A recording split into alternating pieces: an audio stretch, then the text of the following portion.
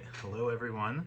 My name is Tev. I'm a nuclear medicine student at St. Joe's University, and I'm making a YouTube video. So I didn't want to make a YouTube video, but I forgot to submit Journal 4 on time. No, I'm just kidding. Where am I? Doesn't matter. So making a YouTube video.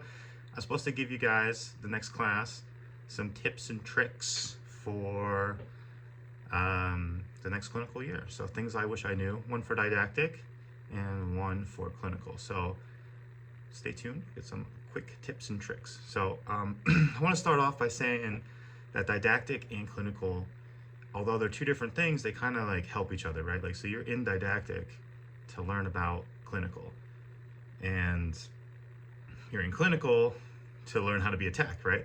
So they're both trying to teach you how to be a tech. So I think taking notes in clinical can really help in didactic. So if you see something in clinical, like when you start the year out for like instrumentation, like, you know, paying close attention to the QC in the morning, or if you're doing a bone scan or like a gastric emptying, like asking questions, understanding like, why does this patient have to use the bathroom? Why do we need these different angles? Why do we have to wait 2 hours?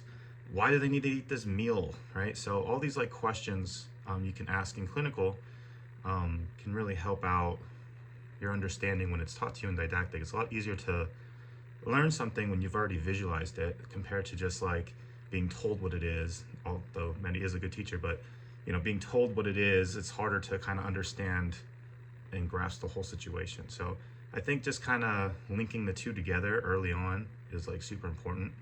Moving on to didactic, probably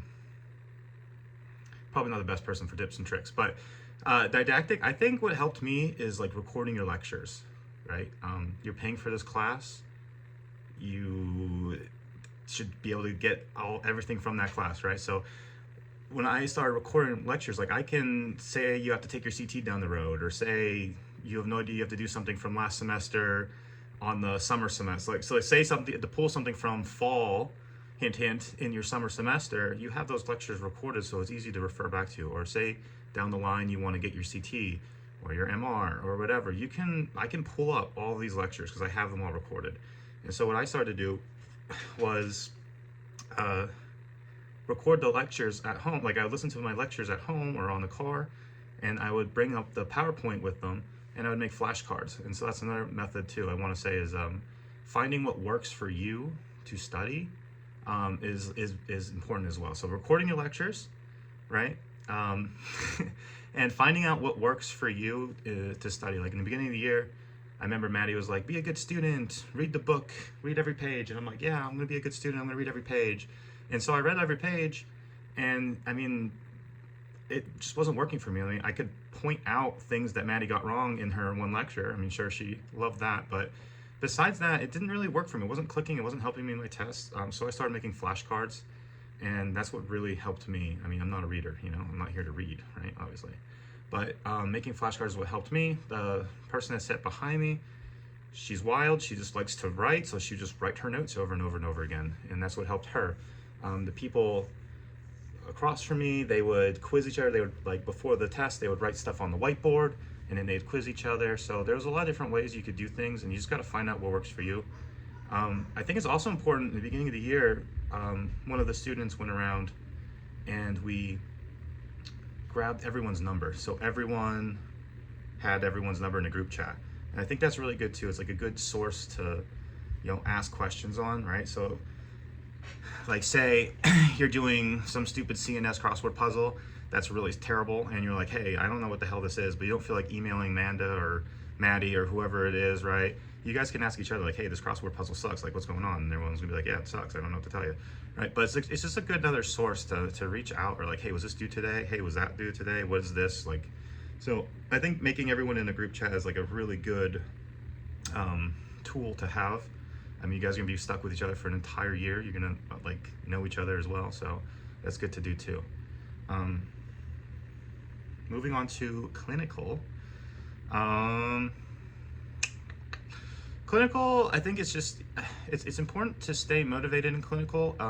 Like if you're having a slow day, I don't think you should be doing homework for didactic and clinical, right? You should be practicing. So I think the more you can practice processing images, the more you feel comfortable practicing QC, the more, if you're in PET, practicing a three-way stopcock, practicing anything, right?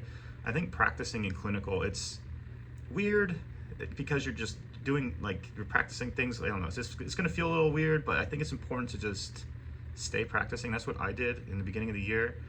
I really practiced a lot in clinical, and it really helped because now in the summer I don't really have to do anything, right? So I'm just kind of making a video, right? So, but practicing a lot, I think what helped me is like taking notes, and then you can carry these notes with you. So like when you grab a patient, you grab a control sheet with the patient on it, right? You can have, like, I'd have my notes underneath, right? And then this is the protocol underneath that, and I have highlighted important things like doses and how long they can't have caffeine. So if a patient asks you a question, or if you haven't done a study in a long time, and they're like, hey, I had caffeine this morning, is that okay? And I'm like, I have no idea. But now you just like, just like, well, let me see. No, so we're gonna have to reschedule you, sir. So like, fake it till you make it. But like, having the notes with you is just really important, because like, if you don't have, so this is for cardiac perfusions, right? So if I was at a site that did cardiacs every day, and then I go to PET for an entire however long, or you're at a site that doesn't do cardiacs, and then you come back and you have to do a cardiac, and you're like, hey, can you process this? And you're like, I don't know, maybe. But then I just have literally step by step what to do, what order to do it, and all that. So I think taking good notes on the processing and how to process stuff and all your like mechanical skills, I think IVs will come naturally. You can be doing them all the time, so it's going to be muscle memory. Don't be too nervous about that. Yeah, I think that's about it. So some bonus, but I don't know if anyone's ever going to see this. So if you made it to the end of the video, so if you had to watch this video, it's like almost 7 minutes. I am so sorry. But leave a like a like in the comments, right? Is that a thing, right? Leave a like in the comments. If Maddie gives you guys an open book test, leave 2 thumbs up in the comments, right? Because I tried. She has not given us 1 open book test. If she can give you 1 open book test, give 2 thumbs up. If you thought this was helpful, leave like a smiley face or something, right? Who knows? It might be helpful. If this never reaches you guys, then it is what it is.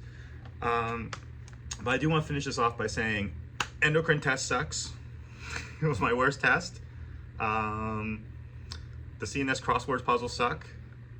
Sorry, Maddie. And Tony's midterm test, I think, is hard.